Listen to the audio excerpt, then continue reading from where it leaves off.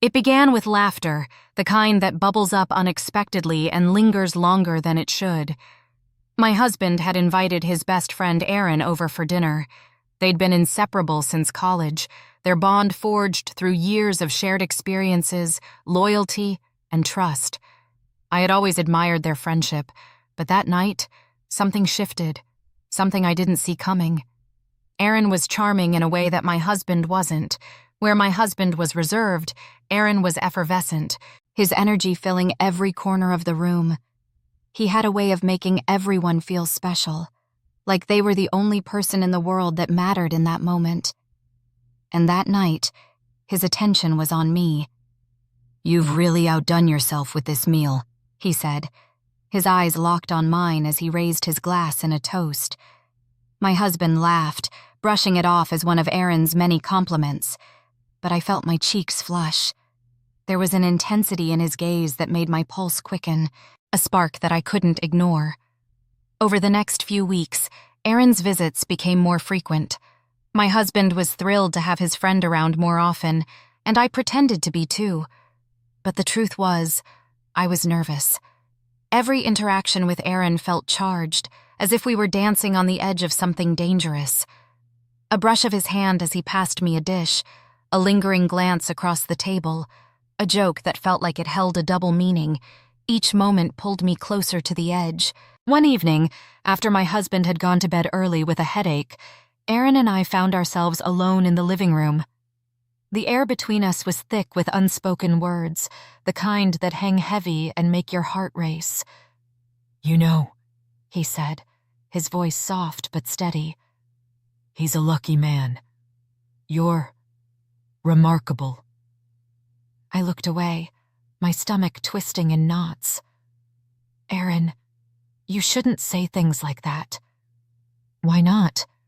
It's true."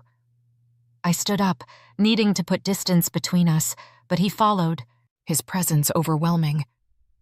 "I don't want to ruin anything," he said, his voice low, almost a whisper. "But I can't stop thinking about you."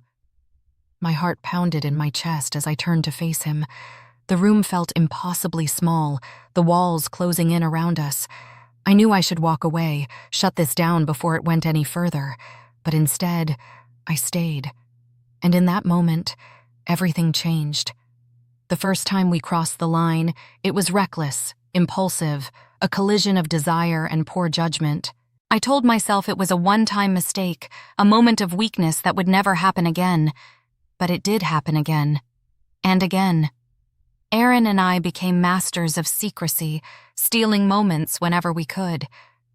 A fleeting touch as we passed each other in the hallway, a whispered conversation in the kitchen, a stolen kiss behind closed doors. The thrill of it was intoxicating, but the guilt was suffocating. Every time I looked at my husband, I felt like I was betraying him all over again. He trusted me. He trusted Aaron. And we were both lying to him, deceiving him in the worst possible way. I hated myself for what I was doing, but I couldn't stop. Aaron had become my escape, my solace, my addiction. The turning point came one weekend when my husband went out of town for a work conference. Aaron came over to keep me company, as he put it. We spent the evening talking, laughing, pretending that what we were doing wasn't wrong. But as the night wore on, the weight of our actions became impossible to ignore. "We can't keep doing this," I said, my voice trembling. "It's not fair to him." Aaron looked at me, his expression conflicted. "I know," he said, "but I can't walk away from you. I don't want to." Tears filled my eyes as I realized the depth of the mess we'd created. I was caught between two worlds, unable to let go of either. I loved my husband, but I couldn't deny the connection I had with Aaron. It was unlike anything I'd ever experienced, a fire that refused to be extinguished. The fallout was inevitable.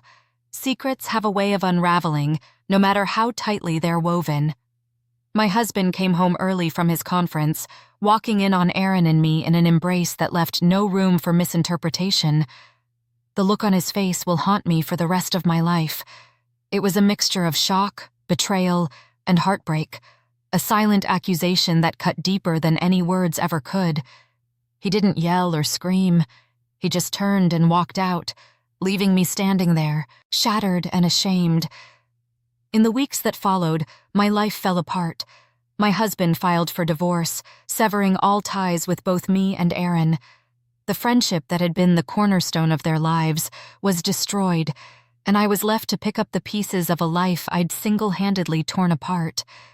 Aaron tried to stay in my life, but the weight of our choices was too much to bear. We were both drowning in guilt, unable to look at each other without being reminded of what we'd done. Eventually, he left, disappearing from my life as quickly as he'd entered it. Now, I'm alone, haunted by the choices I made and the lives I ruined.